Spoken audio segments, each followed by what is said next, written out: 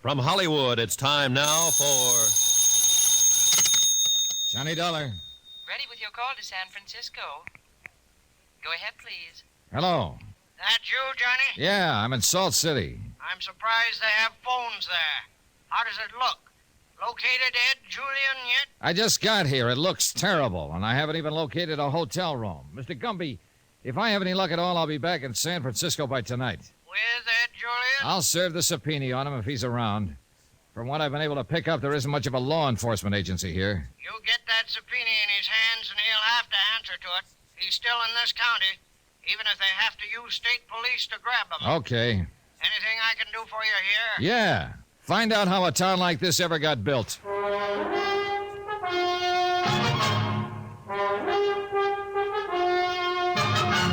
Tonight, and every weekday night, Bob Bailey in the transcribed adventures of the man with the action-packed expense account, America's fabulous freelance insurance investigator. Yours truly, Johnny Dollar.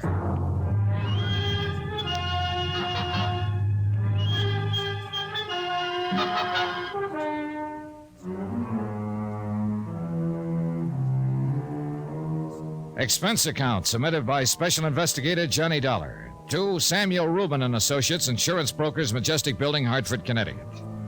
The following is an accounting of expenditures during my investigation of the Salt City matter. It all started when Sam Rubin asked me to bodyguard Ed Julian.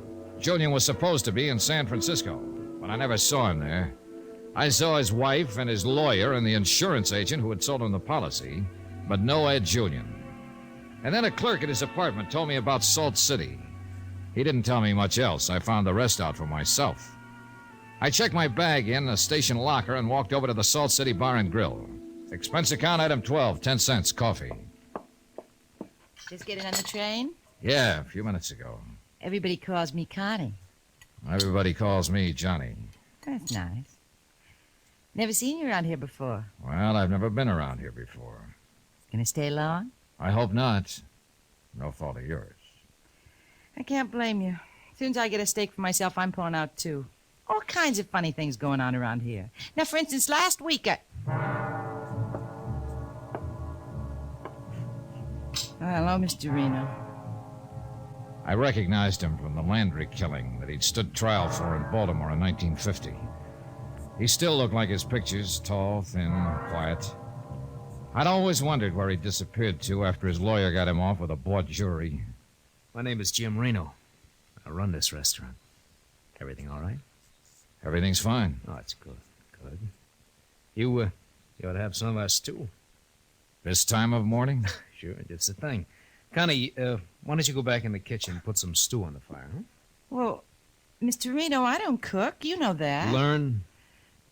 Yes, sir. Yes, sir. You wouldn't be connected with the Salt City Smelter Works, would you, Mr. Reno? I own them. With some other friend. Then you might know Ed Julian. I understand he owns... Yes, I know Ed. He's out there at the Smelter Works, staying in a cottage right by the office. I'll call your taxi if you like. Well, the last taxi driver I asked to drive me out there threatened to call a cop. Well, in this town, it's better if I call. You know, small town. Sure. Finish your coffee, Mr. Dollar. What? I'll call a cab for you. I own the taxi company, too. Expense account item 12, 10 more cents, more coffee. While I waited for the cab to appear. Somehow I wasn't surprised that Jim Reno had been able to read my name in the coffee grounds. But by that time, I'd learned not to be surprised by anything in Salt City. Item 13, 50 cents tip. The cab ride out to the Smelter Works was on Mr. Reno.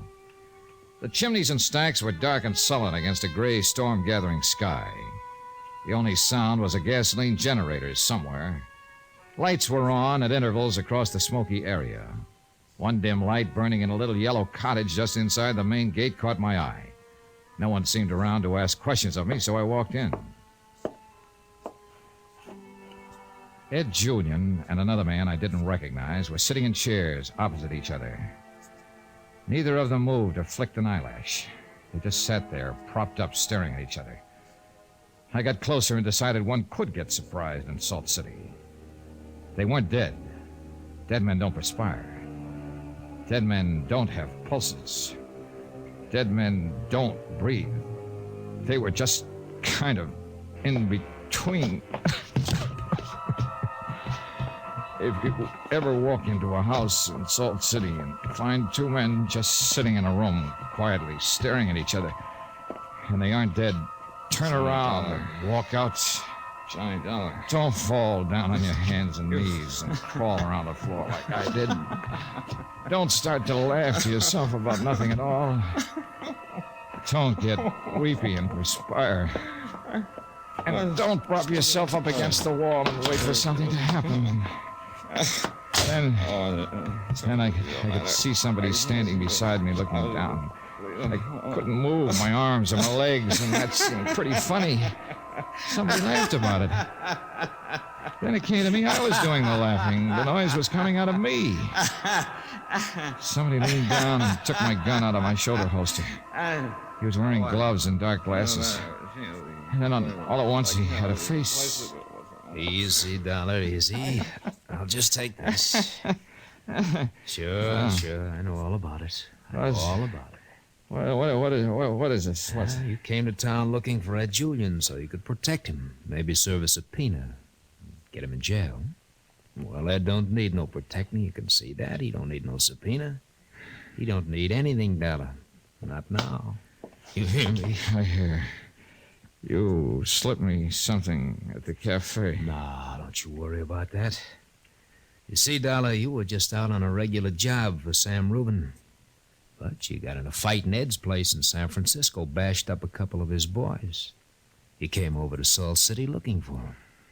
You walked in this place, and Ed was sitting here talking to Chili Winters. That other fella's Chili Winters? Nah, you're getting it. Chili Winters, a big powder from the East. Bad boy. Ed didn't want you to protect him, did he, Dollar? No, he didn't. He didn't want to take the subpoena. No, he didn't. So you argued with him, didn't you? No. You argued with him like you did with a pair of his boys in San Francisco. You beat them up. Well, Chili got into the argument here now, didn't he? Chili might have pulled a gun on you. He was famous for that. I don't know what you're talking about. And you had to protect yourself. You just pulled out your gun and you shot them both. Like this. Oh, no. Well, Dollar, you just shot and killed Ed Julian and Chili Winters. As good a job as anyone in this town ever saw. And I saw it. Guess I'll have to call the police. An autopsy report will show they were drugged before they were killed. And how are you going to explain that? We don't believe in autopsy reports in Salt City. All our police need is your gun. It won't work, Reno. Now, Dollar, you know it will. You'll be arraigned, indicted, and tried right here in Salt City. It'll be second degree or self-defense, maybe. Now, if I'd have done it, or some of the boys had done it, there'd have been all kinds of trouble from San Francisco to New York. This is the way it was figured. This is the way. You walk right into it. Right smack into it. Hey! You crazy fool! You can't do anything! He got to his feet and tried to drag me up with him, and then both of us toppled over into a lamp. And then I had the lamp base in my hand.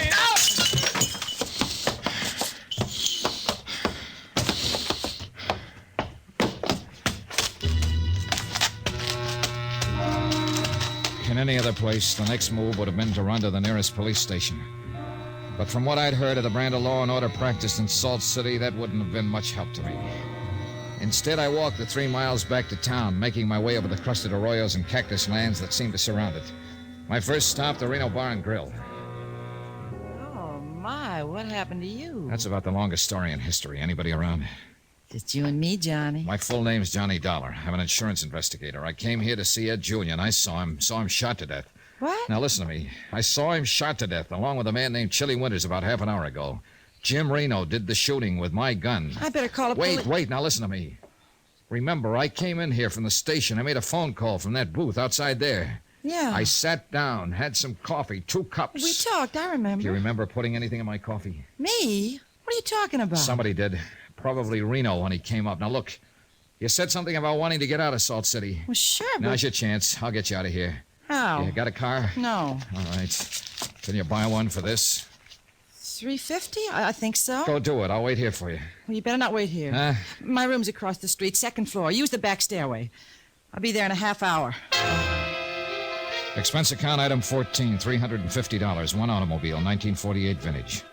The waitress returned with it in exactly 1/2 hour. In another 10 minutes, the time it took her to pack 2 suitcases, we were on the road to San Francisco. Item 15, $18.30, gas and oil. It took us 7 hours and 20 minutes to make it. Item 17, $50. I gave the waitress the car and the money, then went back to my hotel, showered, shaved, and changed clothes and made a phone call. Who? Johnny Dollar, Inspector. You're wanted for murder in Salt City. Police all over the state are looking for you. Yeah, I thought they might be. Inspector, I'll be glad to explain all of it, but I need some time. Come on down and explain it, and then we'll see if you can have any time. Now listen to me.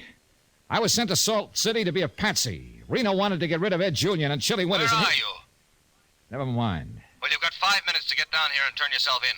Otherwise, you'll go out on an APB.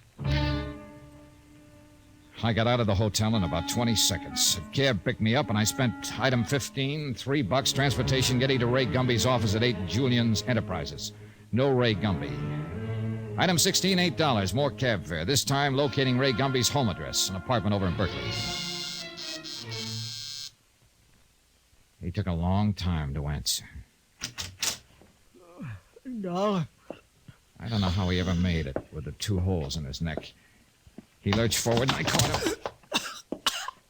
Who did it, Mr. Gumby? Swifty and Luke. You met him at Ed's apartment house. Came by about an hour ago. What's all about? Why, Johnny? Why?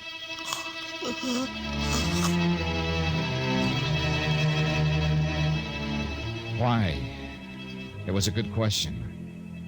Little Ray Gumby was a dead attorney. And Ed Julian and Chili Winters were dead gunsels. Why? Everywhere I seemed to go, people were dying hard, violently, without apparent reason. Why? I had one idea. Same old thing. The feeling, the old feeling. It didn't explain anything. It was just there.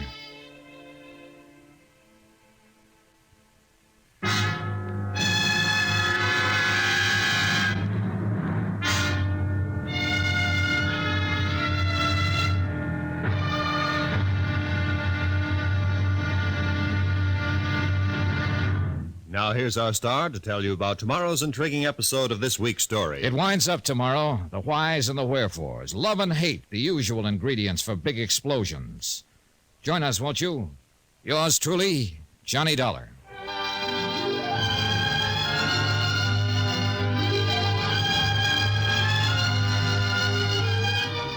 Yours truly, Johnny Dollar, starring Bob Bailey, is transcribed in Hollywood. Written by John Dawson, it is produced and directed by Jack Johnstone. Be sure to join us tomorrow night, same time and station, for the next exciting episode of Yours truly, Johnny Dollar. Roy Rowan speaking.